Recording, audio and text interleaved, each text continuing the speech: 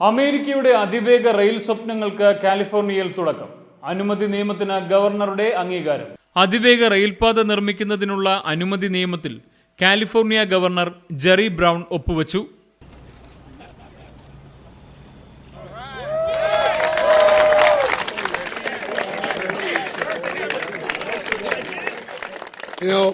I signed my first high-speed rail bill. This is all about investing in the future. I know there are some fearful men, I call them decliners, who want to put their head in a hole and hope reality changes. ആദ്യ പാതയുടെ നിർമ്മാണത്തിന് തുടക്കമിടാൻ ഇനി തടസ്സങ്ങളില്ല. പണി പൂർത്തിയായാൽ loss ആഞ്ചലസിനെയും San ഫ്രാൻസിസ്കോയെയും ബന്ധിപ്പിക്കുന്ന പാതയായി ഇത് മാറും. $2.6 billion California ഭരണകൂടവും federal government $3.2 ബില്യണും അനുവദിച്ചിട്ടുണ്ട്. ഇത് ആദ്യഘട്ട പാത നിർമ്മാണത്തിനു വേണ്ടിയാണ്. ആകെ $13 ബില്യൺ ചിലവ് പ്രതീക്ഷിക്കുന്ന സംസ്ഥാനത്തിന്റെ റെയിൽവേ വികസനവുമായി ബന്ധപ്പെട്ടാണ് ഇപ്പോഴത്തെ നീക്കങ്ങൾ.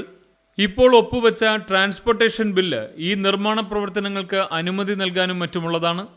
2 മണിക്കൂർ 40 മിനിറ്റ് എന്ന അത്ഭുത വേഗമാണ് സാൻ ഫ്രാൻസിസ്കോ മുതൽ ലോസ് ആഞ്ചലസ് വരെയുള്ളത്. സെൻട്രൽ വാലി വഴിയാണ് പാത കടന്നുപോകുന്നത്. അമേരിക്കയുടെ സാങ്കേതിക വളർച്ചയിൽ വലിയ നാഴികക്കല്ലാണിത്. പുതിയ പാത ഒട്ടേറെ ഉന്നമനത്തിന് വഴിവെക്കുക തന്നെ ചെയ്യും. യാത്രയുടെ ലോകത്തിൽ പുതിയ വിപ്ലവമാകുന്ന ഹൈസ്പീഡ് റെയിൽ 2030 17,000 മൈൽ എന്ന ലക്ഷ്യവുമായാണ് മുന്നോട്ട് കുതിക്കുന്നത്.